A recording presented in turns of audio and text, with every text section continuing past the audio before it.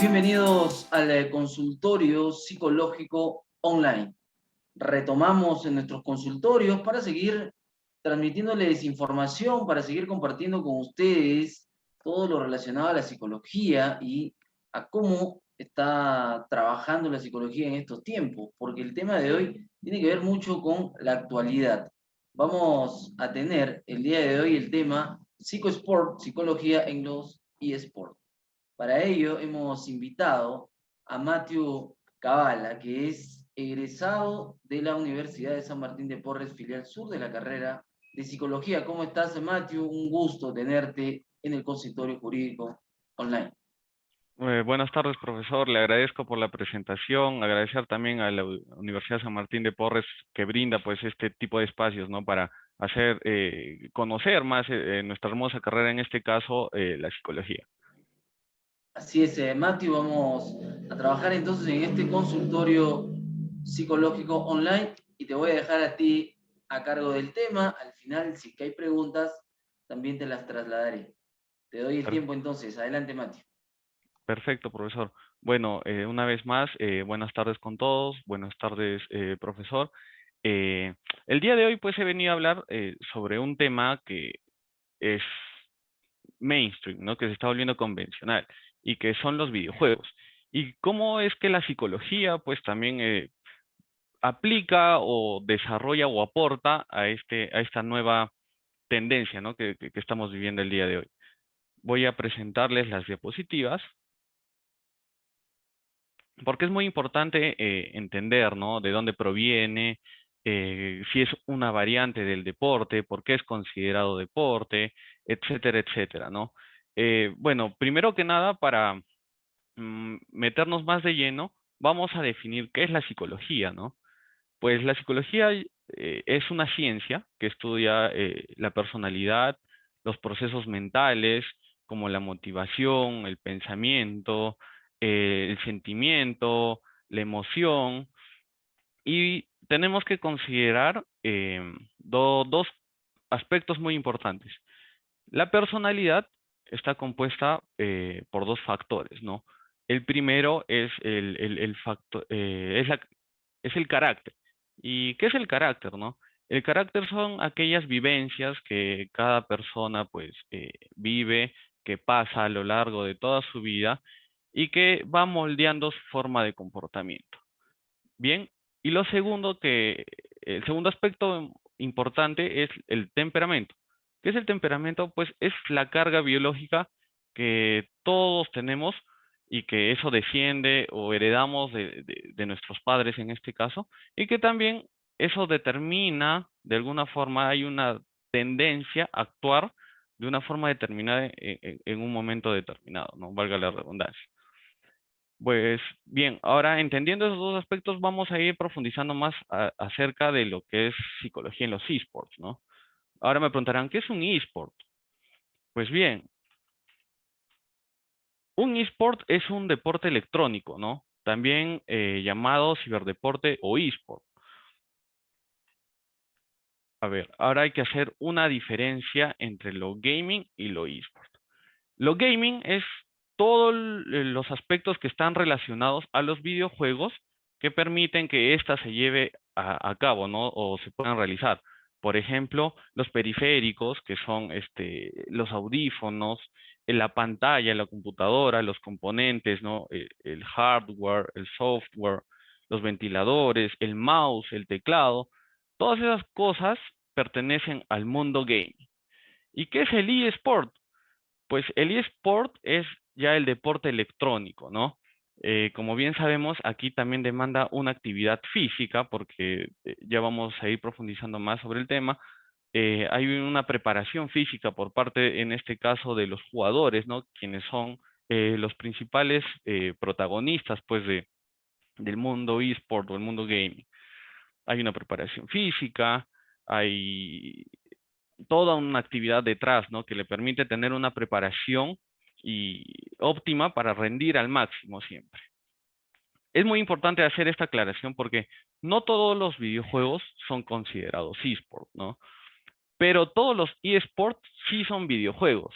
Esa es una diferencia importante porque nos permite delimitar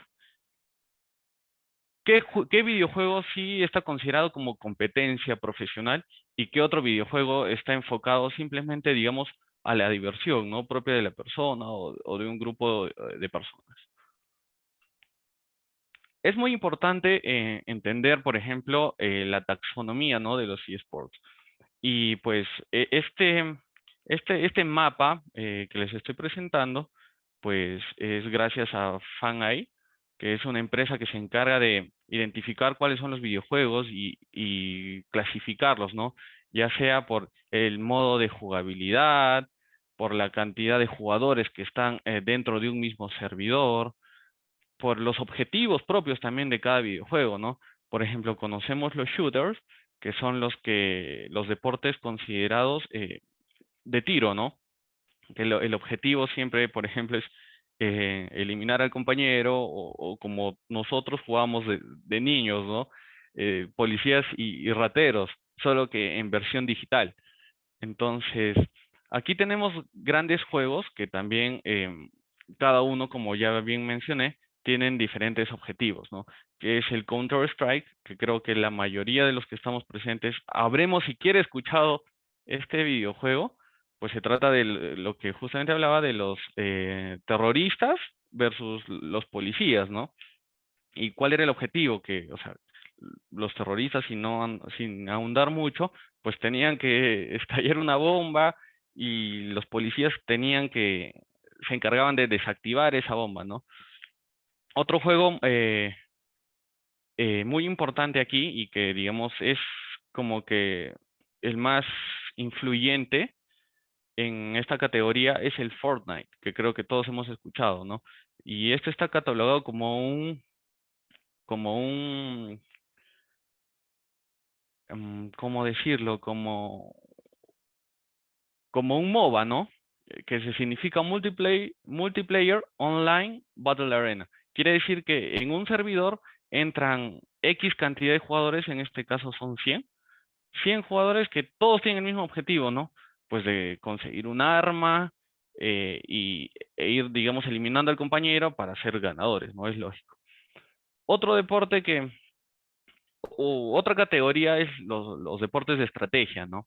Creo que quienes sientan esta tendencia es el juego del StarCraft, ¿no? Es este famoso juego de estrategia donde uno tiene que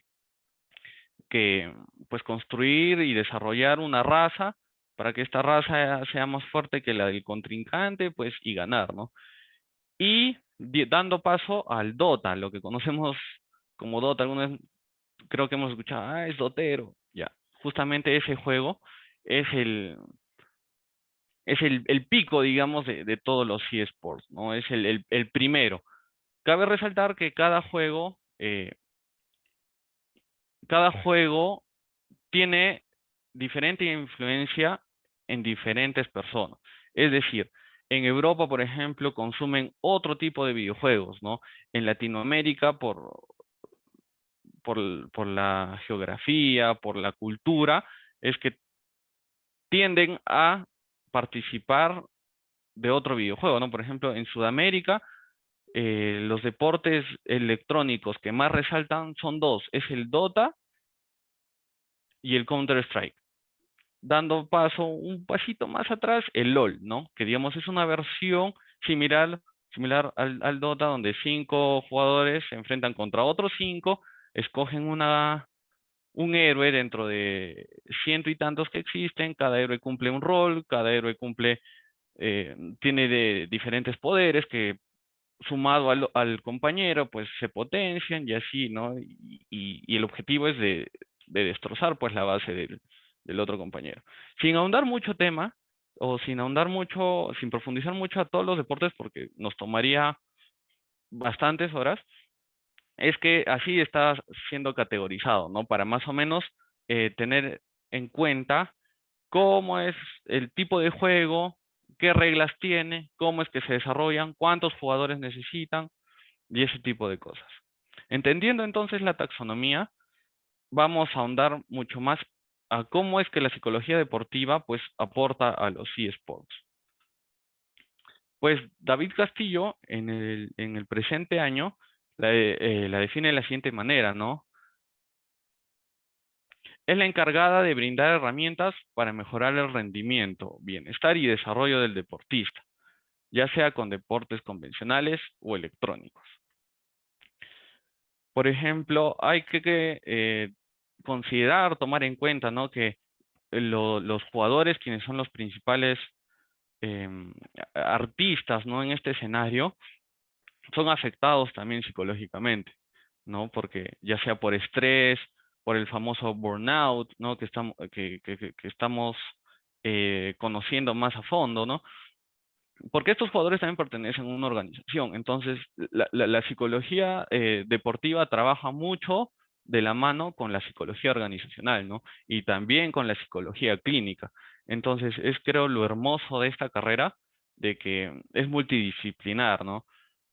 Pu- eh, Complementa muy bien, por ejemplo, con el derecho, complementa muy bien con la administración, con el marketing. Entonces, es una carrera multidisciplinar y es lo que hace, creo, hermosa y rica, pues, la psicología, ¿no? Por ejemplo, puse a estos dos personajes, quienes están muy comprometidos o conocen la escena del Dota, pues saben de quiénes estoy hablando. Voy a considerar Scofield, pues creo que es el mejor posición 4 que es en Dota 2, quiere decir que es un support, es el rol que él desarrolla dentro del equipo. Pues públicamente por medio de un stream es que manifiesta que tenía episodios, ¿no? De ansiedad debido a la propia competencia, debido a la propia competencia. Entonces él dio un gran paso al reconocer el problema que lo estaba afectando y pues recurrió a profesionales, ¿no? Para buscar ayuda. En este caso, Beast Coast, que es el equipo al cual Scofield pertenece, contrató un psicólogo que sea parte del staff y se encargue, obviamente, de la salud mental de los jugadores, ¿no? Porque sin salud mental no hay nada más. No podríamos hablar de deporte, no podríamos hablar de, de, de salud, ¿no? Propiamente dicho, mental. Entonces, ¿qué hace o cuál es la labor del psicólogo deportivo, ¿no? En este caso, pues al igual que un psicólogo clínico, pues se encarga de determinar cuál es el problema que está afectando a la persona, trabajar en él y va de la mano junto con el psicólogo clínico, ¿no? Entonces, al haber una intervención, lo que se requiere es crear el mayor o el mejor ambiente que sea óptimo para el desarrollo de las habilidades duras y blandas del jugador, ¿no? Porque si bien es cierto, si este problema no se ataca, ya sea la ansiedad, el estrés, etc., etc., esto nos va a ir afectando de a pocos en el rendimiento, ¿no? Y es lo que no se quiere, porque para resaltar, para ser el mejor, siempre tenemos que trabajar esos aspectos que frente al contrincante, frente al equipo enemigo, pues no, nos harían, digamos, entre comillas, más débiles, ¿no? Propiamente hablando del juego, sea el videojuego que sea. Por ejemplo, para que vean cómo es que esto afecta in situ, en tiempo real, es que Panda, que es otro jugador también de Dota, de NoPin, es que en plena competencia, entró en crisis, ¿no? Entró en crisis emocional y sin querer por los nervios en- o bueno, no ha especificado qué fue lo que le afectó en ese momento, es que se rindió, ¿no? Durante la partida. Esto creando ligeramente un poco de conflicto con sus compañeros porque no entendieron la situación. Y ahora lo que la psicología pretende no es que el jugador no siente emociones, porque eso es imposible. Cualquier persona no puede dejar de sentir o dejar emocionarse ante determinado problema o ante determinada circunstancia, ¿no? Es imposible, eso es algo biológico, que nuestro cuerpo reacciona y nuestro cuerpo libera pues hormonas, ¿no? Por eso a veces nos sentimos o nerviosos o felices. Entonces, eso ya haciendo una separación entre lo emocional y digamos lo que es el sentimiento, ¿no? Porque ahí hay una gran diferencia. La emoción es la respuesta ante un determinado ante una determinada situación y y el sentimiento, pues ya es más racional, ¿no? O sea, tú sabes que, que te gusta algo por determinados aspectos, ¿no? Entonces, nuevamente citando a David Castillo, los jugadores se pueden enfrentar a problemas de estrés, regulación emocional, motivación, atención, aprendizaje, toma de decisiones y de confianza en uno mismo y en los demás. Y es que la psicología deportiva o la psicología en sí se enfoca mucho en los procesos mentales. Como bien había mencionado al comienzo de la exposición, era acerca del pensamiento, del sentimiento, de, del, de la atención, de la percepción, que tiene que estar bien desarrollada para que el jugador, en este caso de los deportes electrónicos, esté lo mejor preparado posible y pueda rendir al nivel esperado. Los eSports han ganado pues terreno, ¿no? Poco a poco en la búsqueda de reconocimiento como deporte. Eh, si bien es cierto, y digamos esto lo podemos googlear, la Federación de Deporte ha determinado que deporte es cualquier actividad física y mental, ¿correcto? Entonces, a esta categoría entraría lo que es el ajedrez. Muchas personas se preguntarán, pero ¿por qué el ajedrez es un deporte, no? Si simplemente los jugadores están sentados y pues mueven piezas, ¿no? Bueno, ahí hay que romper un estigma, hay que romper una creencia errónea, ¿no? Que no por el hecho de que estén sentados, no quiere decir que no haya actividad interna, ¿no? En este caso, la atención, la memoria, son aspectos muy importantes para que el jugador de ajedrez pues vea qué movimiento va a hacer y poder ganarle al contrincante, ¿no? También anticiparse a lo que el otro jugador está pensando, porque esto se trata de estrategia. Lo mismo ocurre con los deportes electrónicos, ¿no? Dirán, pero si la persona está sentada en su silla y está moviendo sus dedos, pues detrás de eso también hay una preparación física. Los jugadores no simplemente se preparan en las acciones mecánicas, ¿no? Por ejemplo, en ejercicios netamente manuales para agilizar los dedos y que, digamos, tengan más pulsaciones por minuto, ¿no? No simplemente va eso. Tam- También viene acompañado de actividad física, ¿no? O sea, el jugador tiene que tener o tiene que resistir cierta cantidad de tiempo sentado con la atención, con la percepción pues sumergida en el videojuego para tomar las decisiones correctas, ¿no? Y obviamente como toda competencia tiene que haber un ganador, ¿no? Entonces, muchas personas se han visto interesadas, ¿no? Por los videojuegos y esto va más allá de una afición, ¿no? El practicar un deporte electrónico de manera profesional no solo implica jugar y jugar como lo hacen los hardcore gamers, ¿no? O sea, no es decir que yo prendo el juego, entro y pues simplemente juego por diversión, porque eso ya saldría de lo que es eSport y sería lo que conocemos como gamer, ¿no? Que puede ser una persona convencional que entra al juego para divertirse, para compartir, por distracción, porque ya los eSports han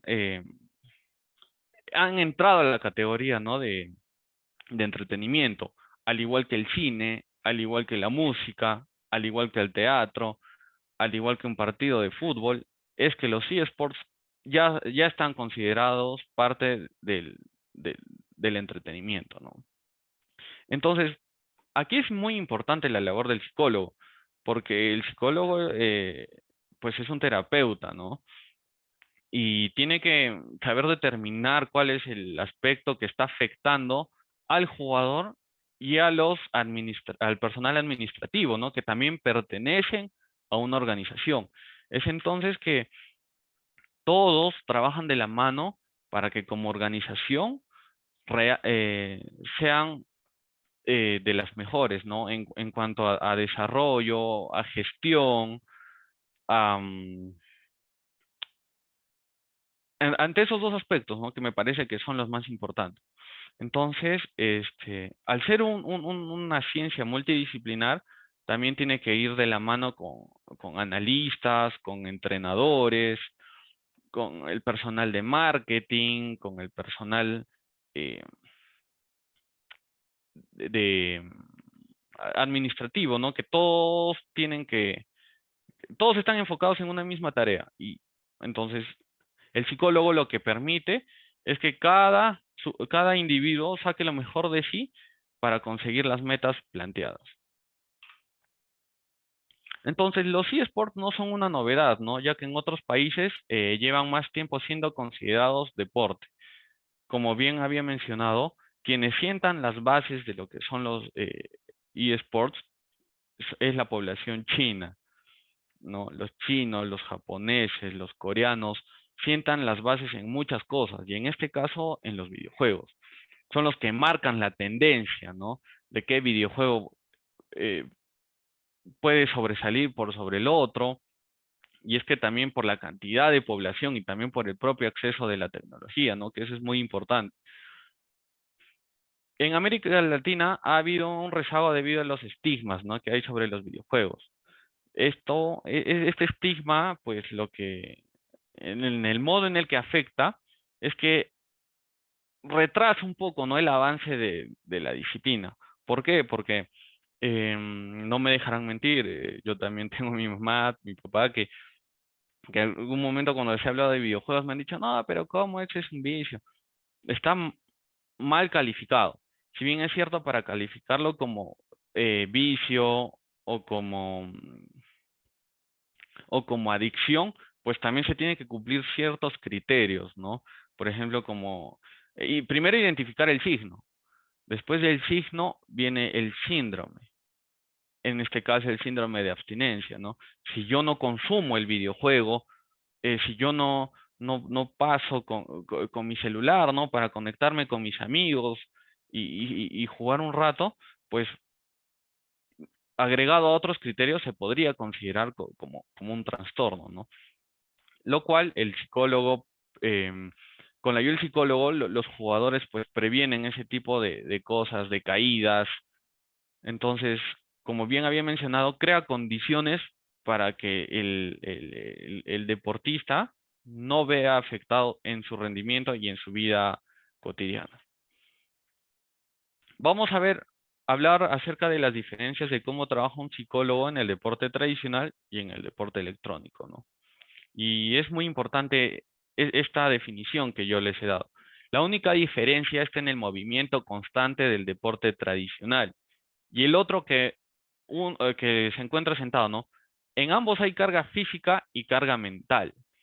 Entonces, podemos ver que van más de la mano que lo que uno piensa, ¿no? Uno cree que que deporte meramente es salir, correr o patear un balón. No, hay otras formas de también hacer deporte, ¿no? Sabemos que el agotamiento mental incluso es mucho más fuerte, más pesado que la propia carga física. Este es un estudio que también encontré. Hay una plataforma que se llama Newzoo, quienes están pues a la vanguardia, ¿no? De todos los estudios em, que se vienen realizando con respecto al mundo gamer o de los eSports, ¿no? Y me pareció muy interesante porque la población española es la que más se asemeja, digamos, a lo que es América Latina, ¿no? Porque compartimos historia, cultura, la misma lengua. Entonces, esas cosas hacen de que, digamos, España sea como que nuestro referente en muchas cosas, en este caso, en los videojuegos. Los videojuegos dejaron de ser para niños.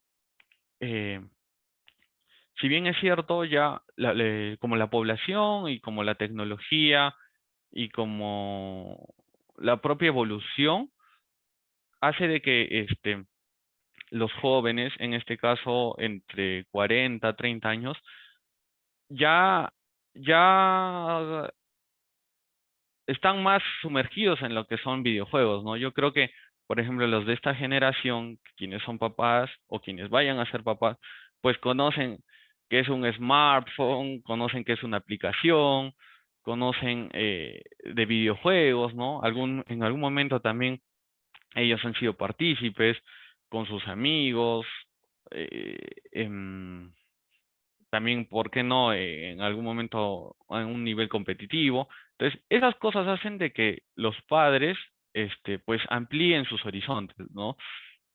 Y es que, por ejemplo, en el gamer español, 62% de menores españoles dedican más de 5 horas semanales a los videojuegos, ¿no? Debido a que tienen, por ejemplo, otras actividades, ya sea el propio deporte tradicional, o u otro tipo de actividad que no lo mantenga pues frente a una computadora, a una consola, o al propio celular, ¿no? Porque ya luego vamos a hablar de que esta tendencia va creciendo porque a nivel mundial, eh, en promedio, cada persona al menos tiene un celular, o al menos en una familia existe un celular. Entonces, esto permite que todos estemos conectados, ¿no? Y que los videojuegos no son ajenos, pues, a este tipo de conexión. 54% de los padres españoles son gamers habituales. Es decir, que también pasan sus horas, su tiempo, pues, jugando, ¿no? O sea, es su forma de, mm, de desestresarse, quizás, de compartir con sus hijos, de un poco, esparcir, ¿no? Un momento de esparcimiento, de relajación, etc., etc. 24% de los adultos españoles son gamers. Como bien mencioné, esto quiere decir que hay mucho mayor contacto, ¿no? Con los videojuegos y ya se está rompiendo un poco el esquema, el paradigma de que los videojuegos eh, simplemente son dañinos para la salud, ¿no? Otra cosa muy importante es que casi la mitad de los que pertenecieron a este estudio son hombres y la otra mitad casi son mujeres, ¿no? Ahí vemos la diferencia entre el 54% y el 46%. Entonces, eh, esto quiere decir, esto es muy importante debido a lo que estamos viviendo actualmente del empoderamiento de la mujer y aquellos aspectos que pues permiten una evolución social, ¿no? Entonces es muy importante porque también hay población femenina que está muy interesada en lo que son los videojuegos. Por ejemplo, en Dota 2, la CEO de OG es mujer y es un excelente, excelente, excelente administrador. Entonces, estos datos son bonitos porque también comparten la realidad que está viviendo pues el mundo hoy en día, ¿no? Esta pregunta es muy interesante. ¿Por qué? Porque los eSports resistieron a la pandemia del COVID-19. ¿Por qué el deporte tradicional no lo hizo? ¿Por qué no lo hizo? Porque mientras el deporte el deporte tradicional eh, necesita de un medio tecnológico que convierta la realidad en video y ese video en señal, los videojuegos son todo lo contrario. El videojuego ya está convertido a video. Entonces, por lo tanto, em, Eh, por lo tanto, es mucho más fácil de transmitir la señal, ¿no? O sea, ya está convertida, ya es el formato que posee. Entonces, es más fácil repartir, expandir, transmitir la señal de lo que se quiere mostrar, ¿no? O sea, contrario al deporte tradicional que requiere de cámaras, que requiere de un switch, que requiere de, de otra serie de elementos para que se pueda dar eso. Los propios camarógrafos, o sea, mientras por estadio necesitamos que acerca de 12, 16 camarógrafos, en el videojuego simplemente lo puedes hacer todo con una persona que se encarga de la transmisión y también, ¿por qué no?, de la narración. Esto es muy importante porque al deporte tradicional le tomó entre 4 y 6 meses en encontrar los protocolos para que nuevamente se pueda desarrollar, ¿no? Como anteriormente se hacía. Y esto simplemente considerando a los actores principales que vendrían a ser los jugadores. Imagínense que, bueno, gracias a Dios, de a poco estamos viendo por medio de la televisión de que nuevamente los estadios están... La psicología, como vemos, está tomando mayor protagonismo, ¿no? Entonces, es lo hermoso, creo, de la carrera que es multidisciplinar, ya lo he dicho, se complementa mucho y muy bien con con otras profesiones. Entonces, en este caso la psicología deportiva, dentro de todas las ramas de la psicología, pues es un campo virgen, ¿no? Que creo que conforme vaya pasando pues el tiempo, esta se va a ir desarrollando y profesionalizando mucho más, que va de la mano con los deportes electrónicos, ¿no? Entonces, em, yo les invitaría a los que están interesados realmente en lo que es la psicología y la psicología deportiva a explorar mucho más este mundo, porque todos podemos aportar siempre, no solo con un granito de arena, ¿no? Sino con un montón de información, con nuevas cosas que están apareciendo. Em, entonces, nada, ¿no? Espero que les haya gustado la charla del día de hoy.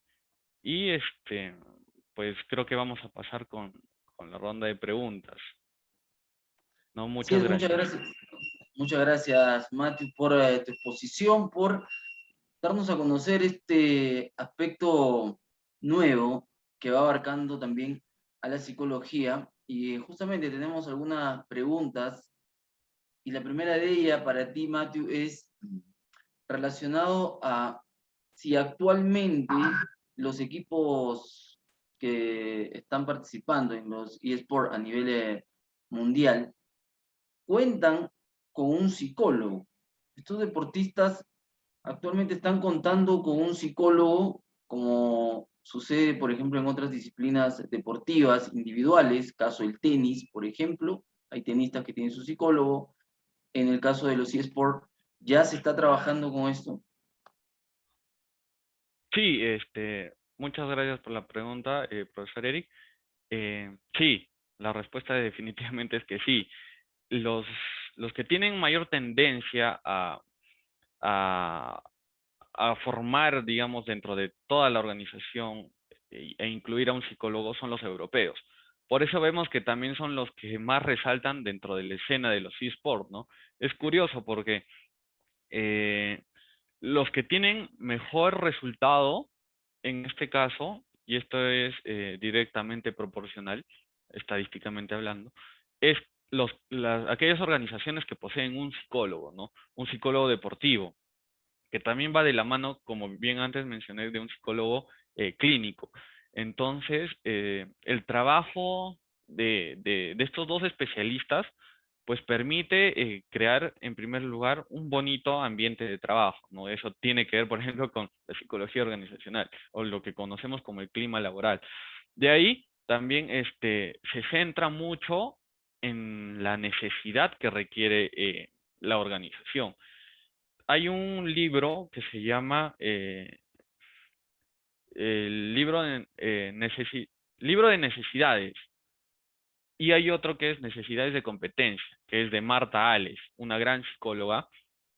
Y en ese libro pues explica mucho de lo que nosotros conocemos como cualidades o aptitudes, ¿no? Por ejemplo, el tema de liderazgo, de proactividad.